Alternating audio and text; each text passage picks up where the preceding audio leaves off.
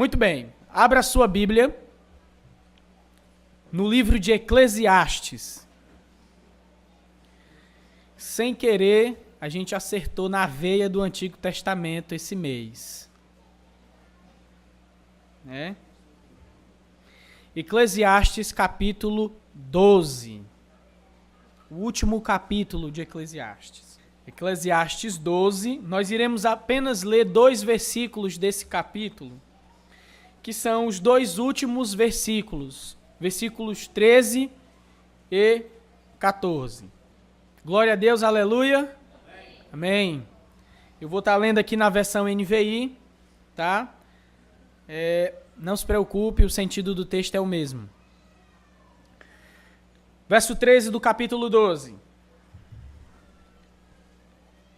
Agora que já se ouviu tudo, aqui está a conclusão.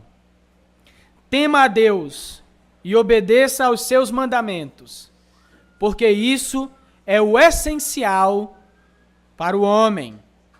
Pois Deus trará a julgamento tudo o que foi feito, inclusive tudo o que está escondido, seja bom, seja mal. Quero convidar você para orar, unir-se a mim em oração mais uma vez. Oremos. Nosso Deus e nosso Pai, nós temos plena convicção de que somente a Tua palavra é o que nós precisamos para ficarmos de pé nessa caminhada enquanto aguardamos o Teu Filho, nosso Senhor Jesus. Nós temos plena consciência disso. E nós temos também testemunhado o que o Senhor tem feito no nosso meio. O Senhor tem falado no nosso meio. O Senhor tem nos edificado. E o nosso pedido agora é que o Senhor continue assim nessa noite. Que aqui só se ache a Tua palavra. Que aqui só se ache a Tua vontade revelada nas Sagradas Escrituras e exposta aqui perante nós. Ó Deus, faz isso apesar de nós. Faz isso apesar do nosso coração. Nosso coração muitas vezes sem temor. Nossos corações muitas vezes longe do Senhor. Mas nós cremos que Tu é um Deus poderoso e que Tu podes vencer essa situação. Prepara o nosso coração, desde já, Pai, desembaraça o entendimento de cada um de nós aqui presente, para apreensão e recepção da Tua santa e poderosa palavra. Deus, eu Te peço isso, não para manter, Senhor, um tipo de status, não, mas somente para a edificação do Teu povo. Em nome de Jesus. Esse é o nosso pedido e desde já nós Te agradecemos por nos ouvir em Cristo Jesus. Amém e graças a Deus. Muito bem. Bem, eu não vou fazer uma exposição de Eclesiastes, tá? Eu quero, com esses versículos 13 e 14 do capítulo 12, fazer uma reflexão juntamente com você. Pretendo ser objetivo e direto nas minhas palavras, tá? E peço que desde já os irmãos mantenham foco, prestem atenção no que vai ser dito aqui, creio eu que com objetividade e clareza. Amém? Bem, antes de entrar no texto, de falar um pouco do texto, eu queria lhe chamar a atenção para um detalhe em que estava me inquietando esses dias. Você sabe por que o cristianismo e o judaísmo, né, considerando que o judaísmo é uma forma embrionária, se eu pudesse colocar assim dessa maneira, do cristianismo, né? O cristianismo é um desenvolvimento do judaísmo, né? Você sabe por que são religiões detestáveis aos olhos do homem pós-moderno, do homem que vive nos nossos dias? Vocês têm ideia do porquê que isso acontece? Bem, se você não tem, eu vou te dizer o porquê. Porque ambas as religiões, cristianismo e judaísmo, partem de um princípio em comum. E o princípio é esse, que o ser humano está numa situação de completa perdição. O ser humano está numa situação de completa perdição. Ele não está com nada. Natureza humana não está com nada. Né? Domingo é dia de futebol, a gente tem essa expressão, não apita nada. Né? Seus caminhos, se depender dos seus próprios olhos, da sua própria orientação, se o ser humano depender do seu próprio GPS, o caminho do ser humano leva a nada. Tá? No fim das contas, como diz esse livro, tudo é vaidade. Se você tem aí uma revista e atualizada, uma revista e corrigida, ou tudo é inutilidade, se você tem uma NVI como eu, ou ainda, tudo é ilusão, se você tem uma nova tradução na linguagem de hoje. Isso é ofensivo para o homem pós-moderno, para um homem que vive a partir do seu próprio pensamento, que vive a partir do seu próprio GPS, por assim dizer. É ofensivo aos olhos daqueles que batem no peito e diz: eu vivo a minha vida do jeito que eu quiser. É ofensivo aos ouvidos dessa pessoa. E ainda, ou daquela pessoa que diz: essa é a sua verdade, Flávio, não a minha. Esse é o seu pensamento, Flávio, ou sua interpretação, Flávio, não a minha. É ofensivo aos ouvidos dessa pessoa. Mas eu quero já revelar o tema da nossa meditação de hoje à noite. Hoje nós vamos meditar no seguinte tema: que a vida verdadeira não é aquela que é vivida do nosso jeito. Ok? Pegaram aí? A vida verdadeira não é aquela que é vivida do nosso próprio jeito. Ou, como eu sempre estou usando aqui essa ilustração, com o nosso próprio GPS. A vida verdadeira não é por aí. Ok? Então, entrando aqui já em Eclesiastes, capítulo 12, verso 13 e 14, eu quero pensar com você nesse segmento, na conclusão que este homem chegou aqui no final deste livro. Essa conclusão valiosíssima para mim e para você. Essa conclusão que vale para todos os tempos, para todas as épocas, para todas as culturas, para todos os lugares, não importa. E tentando aqui desfazer um pensamento que se tem sobre o livro de Eclesiastes, quero falar algumas palavrinhas. Tem um livro de um teólogo cristão chamado Ed Renekiewicz, né? E ele tem esse livro sobre Eclesiastes. Ele diz que é o livro mais mal-humorado da Bíblia.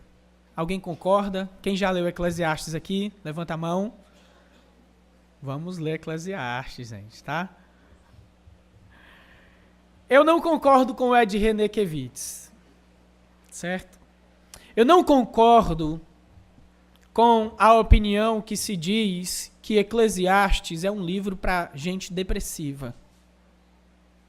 Não concordo. É um livro inspirado por Deus. é palavra de Deus, portanto. Um livro de uma rica instrução para a vida com Deus. E, em primeiro lugar, eu quero meditar nessa primeira frase que tem aí no verso de número 13, que diz assim: agora que já se ouviu tudo. Como é que tem numa revista e atualizada? Alguém pode me dizer?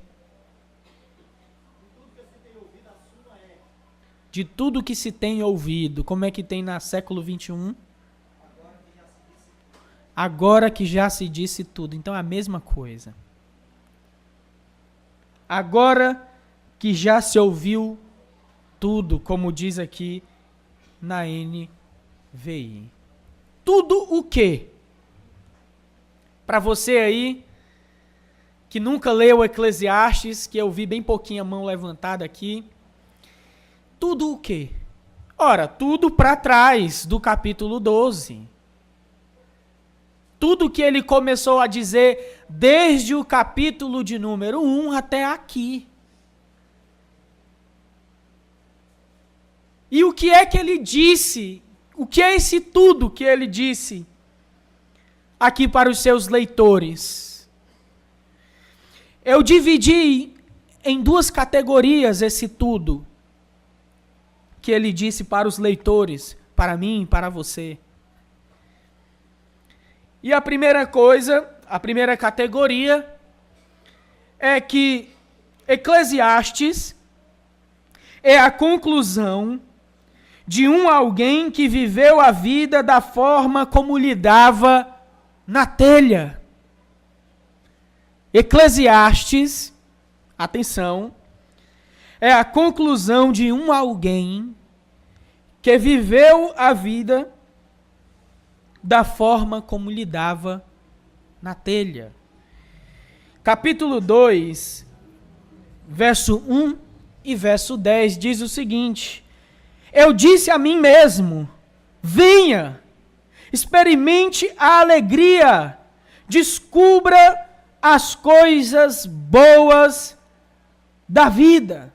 Primeira parte do verso 1. E o verso 10 diz: não me neguei nada que meus olhos desejaram. Não me recusei a dar prazer algum ao meu coração. Obviamente, para que ele chegasse a ensinamentos, para que ele chegasse a essas conclusões, a esses ensinamentos que percorrem todo o livro de Eclesiastes, era para ele ter tido essa primeira atitude. A atitude de alguém que, vamos colocar assim dessa maneira, soltou as amarras do seu coração. Soltou as amarras do seu coração. A atitude de alguém que cantou a música do Zeca Pagodinho. Deixa a vida me levar, não vou ser o Kleber Lucas. Então essa pessoa fez isso. Essa é a primeira categoria que eu gostaria de dividir esse agora que já se ouviu tudo. Ouviu-se de alguém que experimentou de tudo. Experimentou de mulher a riqueza. Experimentou do menor prazer ao maior prazer. Experimentou o que é ser influente, porque é isso que a riqueza dá. Experimentou alguém que realiza seus projetos. Alguém que tem condição de realizar aquilo que circula por essa cabeça aqui ociosa muitas vezes. Então essa é a primeira categoria que eu vi aqui no livro de Eclesiastes. E a segunda é que Eclesiastes também é a conclusão de alguém que soube como se deve viver uma vida sob uma perspectiva materialista e naturalista. Como, por exemplo, o resultado disso são seus muitos provérbios.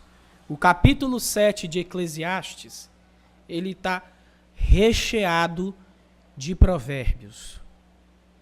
Não vou ler o capítulo 7 aqui todo com você, nem vou ler nenhum versículo. Mas acompanhe aí, passe a vista aí no capítulo 7. E você vai ver o capítulo 7 inteiro cheio de provérbios. Agora volte o seu olhar para o capítulo 12. Alguém que, de tanto pisar na bola, aprendeu como se deve viver, de uma perspectiva aqui, ó, horizontal. Não é? Eu vou voltar atrás nas minhas palavras. Vou ler aqui, ó. O bom nome é melhor do que um perfume finíssimo, e o dia da morte é melhor do que o dia do nascimento. Olha só que provérbio. Né? De uma perspectiva naturalista, materialista, o que é que tem no fim da vida? Os mais velhos podem dizer, tô brincando, não estão no fim da vida não, viu vocês? Mas tem canseira, né? Fadiga. E se você viver uma vida de, muito fast food, né? Pode ter alguma coisa na próstata. É muito comum nos homens velhos, né? Então, obviamente, o tempo do nascimento é muito melhor do que o tempo do morrimento. Então, Eclesiastes também é a conclusão de alguém que, de tanto quebrar a cara, aprendeu como se deve viver numa perspectiva materialista, naturalista, que é horizontal. Vamos colocar dessa maneira, sem pensar no porvir. E tem mais aqui no capítulo 7. Depois você leia aí na sua casa. Então eu discordo de Ed René Kevitz. Esse livro não tem nada de mal-humorado. Ele só está te dizendo, não faz isso aqui não que eu já fiz. E não é legal. Quer fazer certo? Faz isso aqui. Então, esse é o livro de alguém que desamarrou o coração, teve toda a condição de realizar o desejo desse coração, e realizou, e chegou a essas conclusões que nós acabamos de falar aqui. Mas só que ele chegou a uma outra conclusão, o que parece uma conclusão superior. Vamos colocar dessa maneira, uma conclusão última. Tá? Uma conclusão última. E qual é essa conclusão? Está aí na parte B do verso 13 que nós lemos, e eu quero repetir juntamente com você, quando diz aqui, está aqui esta conclusão. Aqui está esta conclusão. Tema a Deus e obedeça aos seus mandamentos, porque isso é o essencial para o homem. Tema a Deus e obedeça aos seus mandamentos, porque isso é o essencial para o homem. Tema a Deus e obedeça aos seus mandamentos. Pois é. O homem, por natureza, vive aquém de Deus. O homem, por natureza, vive uma vida que desagrada a Deus. E eu tenho que dizer isso para você. O seu coração naturalmente desagrada a Deus. Romanos capítulo 3, Verso 10 em diante vai falar muitas coisas a respeito desse ser humano. Vai dizer que não tem ninguém bom. Vai dizer que não tem ninguém que busque a Deus. Vai dizer que todos são inúteis. É o que diz o texto lá. Capítulo 2 de Efésios, domingo após domingo, a gente repete aqui. Verso 1 ao 3, não falam também muitas coisas boas a respeito da natureza do ser humano. Né?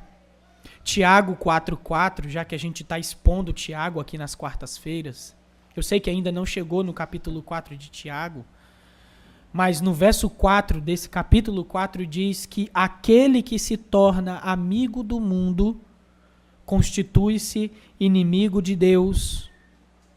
Né?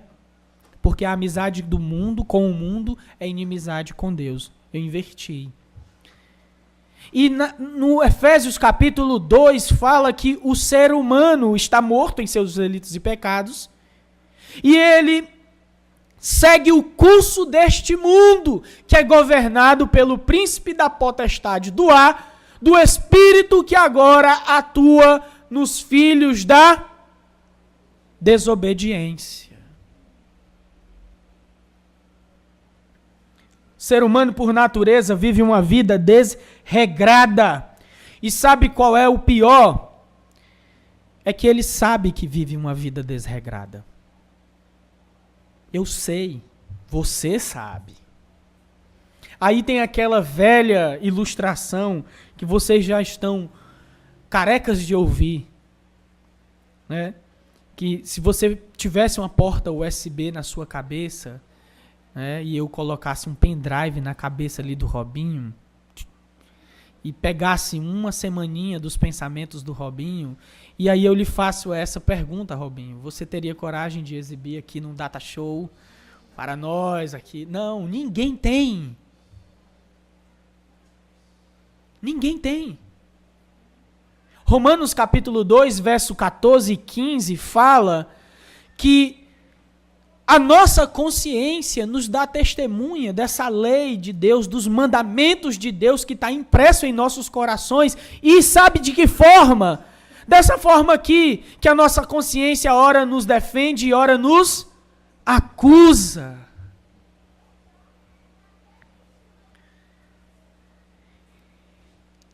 E é esse o conselho ou a conclusão que este homem chegou, a conclusão última.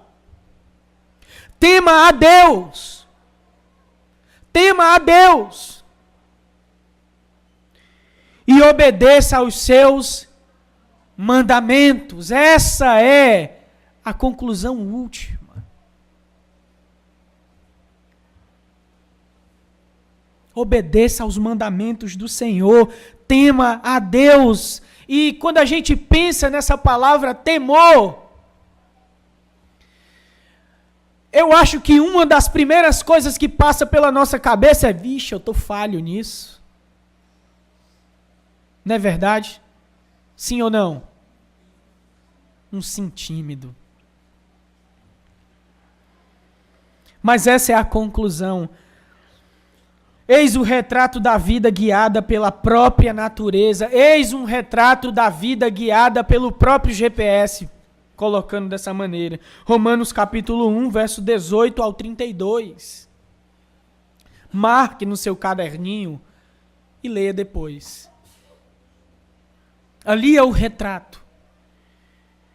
Que o conhecimento de Deus estampado aqui na nossa frente pelas coisas que foram criadas, e o que é que o ser humano naturalmente diz? Não há Deus. Não existe Deus. E está aí a prova, indivíduo. Outro dia me encontrei num debate lá na faculdade. E o cara disse: não pode levar a Deus para um laboratório e submeter ele a testes e assim comprovar a veracidade da sua existência. Eu disse para ele: o que é que tu faz com a lógica? E o que é que tu faz com a lógica? O que é que tu faz com essa afirmativa aqui, que isso que está diante de ti só pode ter sido fruto de uma mente inteligente. O que tu faz com isso? Tu vai dizer que o acaso que criou tudo isso, o acaso nem protege ninguém enquanto ninguém está distraído?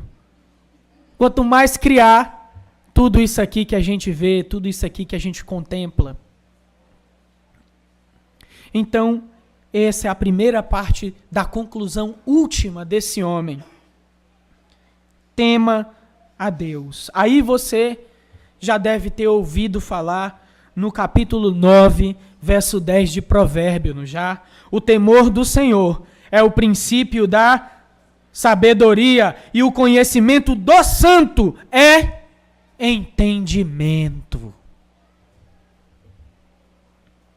E você já deve ter ouvido falar também no capítulo 17, verso 3 de João, que diz: esta é a vida eterna, Jesus dizendo, que te conheçam como o único Deus, verdadeiro, e a Jesus Cristo, a quem enviaste. E eu acho tão esplêndido essa conclusão desse homem, essa primeira parte, de juntar temor a Deus com obediência aos mandamentos, porque como é que eu vou temer alguém que eu não conheço, alguém que eu não sei o que é que esse alguém quer, o que é que esse alguém tenta para a minha vida, tá entendendo? Por isso que o povo de Deus deve seguir e prosseguir em conhecer o Senhor, em conhecer o que Ele quer, em conhecer o que Ele sabe, e assim temê-lo, porque esse é o resultado natural. Não tem como você conhecer o Senhor verdadeiramente e não se curvar perante Ele.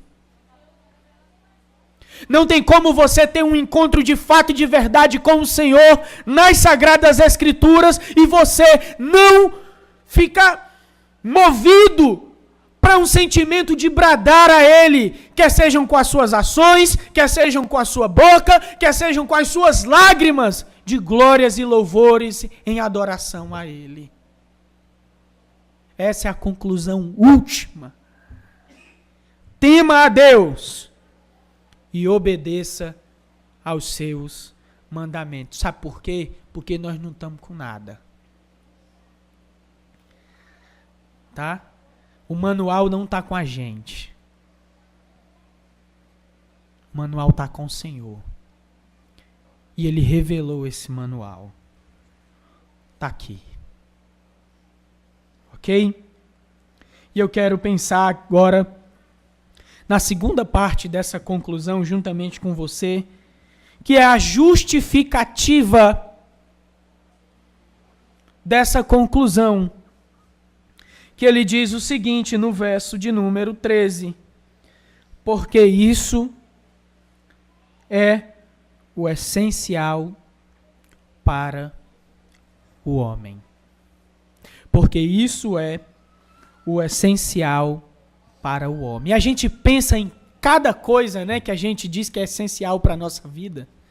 Tem gente que pensa até na internet, né? Rapaz, eu tenho que pagar 2 coisas lá em casa primeiro. Luz e internet. Comida, a gente se vira aí, né? Vamos para casa de um parente, bate na casa de um irmão meio-dia. Ei, irmão, vim te visitar. Tem gente que acha que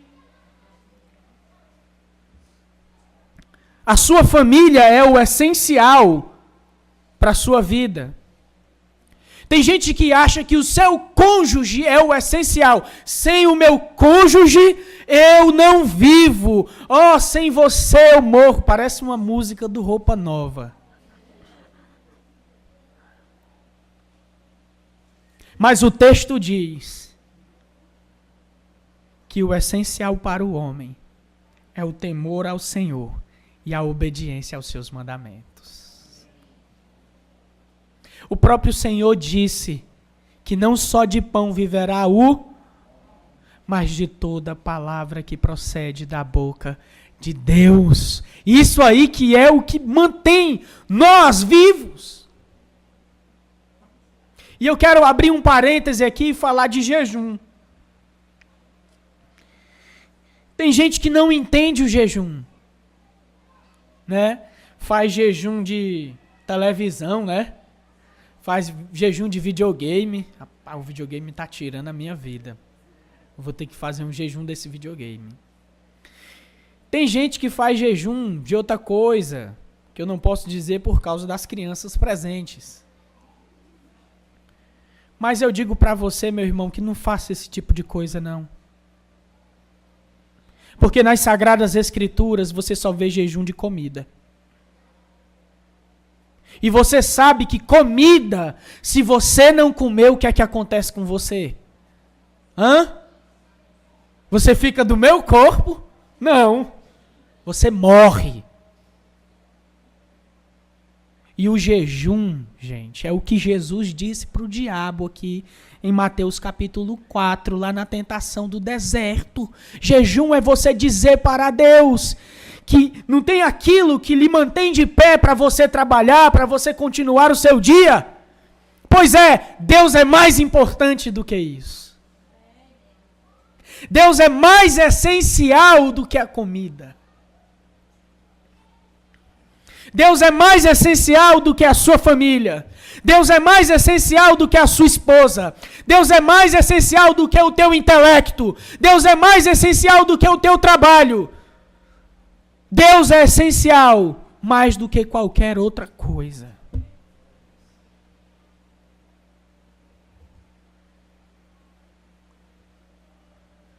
Fechando parêntese do jejum. O homem só se encontra em Deus. O homem só encontra vida plena em Deus. O homem só encontra significado em Deus. O homem sente que retornou para o seu lugar original. Ele sente que as coisas estão no lugar quando ele está em Deus. E para melhorar aqui a situação, eu poderia dizer Cristo Jesus. Cristo Jesus, que como diz Hebreus capítulo 1, verso 3, ele é o resplendor da glória de Deus e a exata expressão de seu ser. Cristo Jesus, que diz, João capítulo 14, verso 6, que ele é o caminho, a verdade e a vida, e ninguém vai ao Pai senão por ele. Cristo Jesus deve ser o nosso objeto de culto, de celebração, deve ser ele que ocupe o lugar de essencial em nossa vida. Você já leu o capítulo 6 de João? Ele diz, eu sou o pão vivo que desceu do céu. Ele diz que aquele que não comer da minha carne e não beber do meu sangue, não é digno de mim. Não o ressuscitarei no último dia. Cristo Jesus é o essencial para o ser humano. A exata expressão do seu ser. Cristo Jesus, nessa dinâmica da verdadeira vida cristã, é Ele que deve ser o nosso objeto de observação, de contemplação e de imitação também. Nele temos a vida. Nele temos o nosso exemplo para uma boa e verdadeira, como intencionou Deus desde o início, boa e verdadeira vida. Amém, meus irmãos? Glória a Deus. E agora eu vou para a última parte aqui do meu sermão, que é o verso de número 14 de Eclesiastes, que eu quero ler novamente com você, pois quem sabe você já esqueceu a leitura. Pois Deus trará julgamento tudo o que foi feito, inclusive tudo o que está escondido, seja bom ou seja mal. E ele ainda dá mais um porquê de temer a Deus e obedecer os seus mandamentos, né? O primeiro porquê é porque isso é o essencial para o homem. E o segundo porquê que ele dá está no verso de número 14. Porque no fim das contas, todos nós, todos os seres humanos, terão de prestar contas com Deus. Todos os seres humanos terão de prestar contas com Deus. E eu quero aqui meditar com vocês em 3 coisas bem rápidas. A primeira é a realidade de um julgamento futuro. As pessoas que negam a Deus, elas evitam esse confronto futuro. Faz parte do seu pensamento. As pessoas que evitam a Deus negam a existência de pecado, de certo, de errado. Né? As pessoas que negam a Deus acham isso um absurdo, um julgamento futuro. Mas se Deus existe, e se Deus existe, uma lei moral existe. Aquela lei moral lá que nós ouvimos no domingo passado e domingo retrasado. Se essa lei moral existe, né, como o seu legislador diz, então pode ter certeza que um dia todos se encontrarão face a face com esse legislador.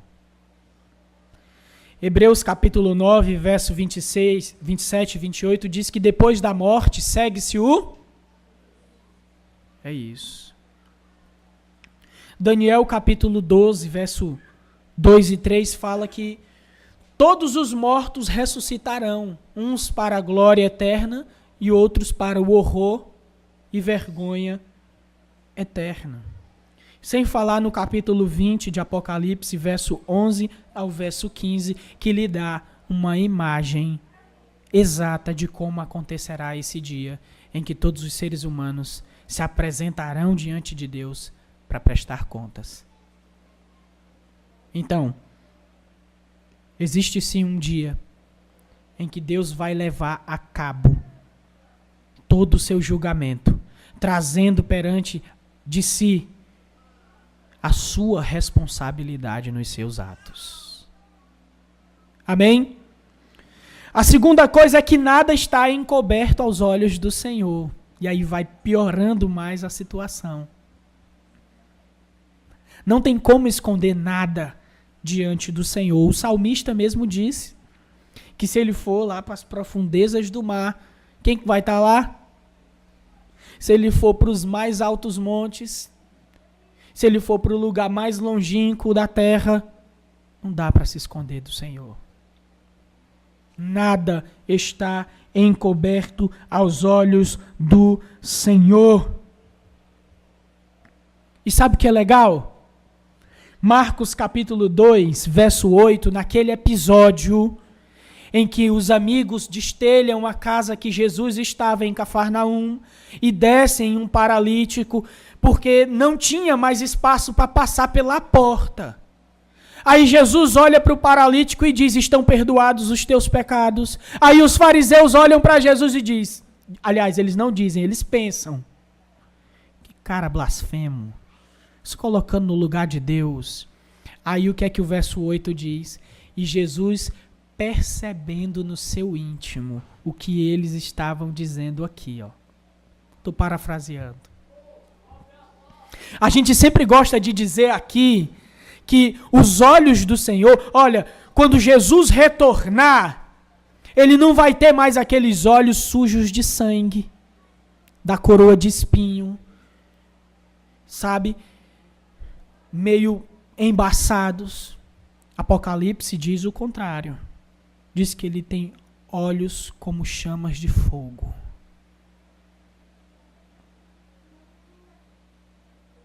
Tá?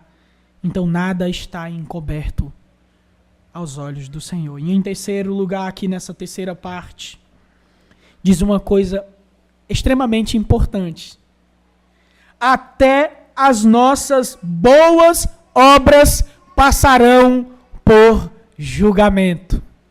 Você sabia disso? É sério, você sabia disso? Que até o que você faz de bom, rapaz, Deus vai julgar. Te deu medo agora? Bem, doutrinariamente, há uma doutrina chamada o Tribunal de Cristo. Não sei se você já ouviu falar, né? Romanos capítulo 14, verso 10 e 12 dá testemunha disso, que também Jesus julgará as nossas obras, quer sejam boas, quer sejam más. 1 Coríntios capítulo 5, aliás, 2 Coríntios capítulo 5, verso 10, também fala essa mesma realidade, que ele julgará tanto as nossas boas obras quanto as nossas obras ruins. E isso me faz pensar uma coisa. Você vive o seu cristianismo de qualquer jeito? Como é que está a sua obediência ao Senhor? Está meia boca? Pois é, isso aí vai passar pelo julgamento também. Você oferta de qualquer jeito? Hein? Você ceia de qualquer jeito? Você não libera perdão para o seu irmão? Você não ama o seu irmão? Você tem a si mesmo como importante ao invés de ter primeiramente o seu irmão em estima? Como diz Filipenses capítulo 2. Pois é. O seu cristianismo também vai ser julgado. Pense nisso. Portanto, meus irmãos, para concluir, o homem não pode viver a vida que lhe der na telha. Não pode. Não pode viver a vida que bem entende. Por quê? Porque há um padrão. Há uma forma dessa vida que nós temos, dessa dádiva que nós temos, dessa oportunidade incrível de glorificar e honrar a Deus.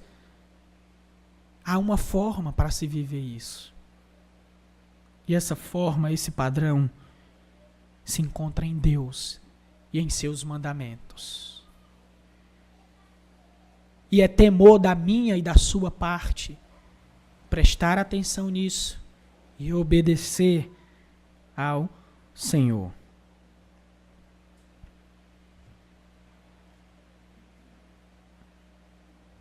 Prestemos atenção, meus irmãos. Prestemos atenção nisso que foi dito por último, que até as nossas boas obras Deus trará julgamento perante si. Vivamos uma vida de obediência ao Senhor. Uma vida que leva Deus em consideração. Não uma vida de brincadeira. Não uma vida de qualquer jeito.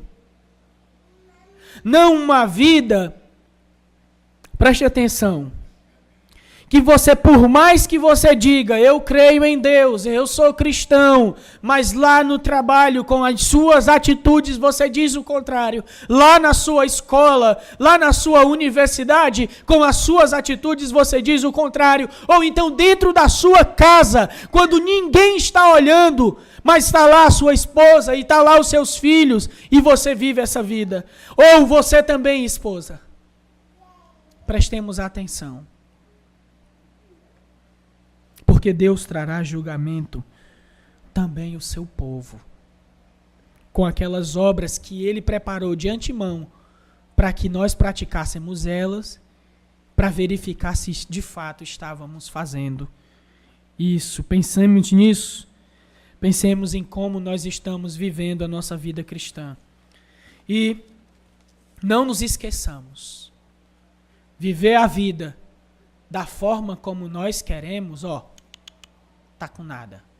O padrão de vida é o Senhor. Amém? Que o Senhor em Cristo Jesus nos abençoe.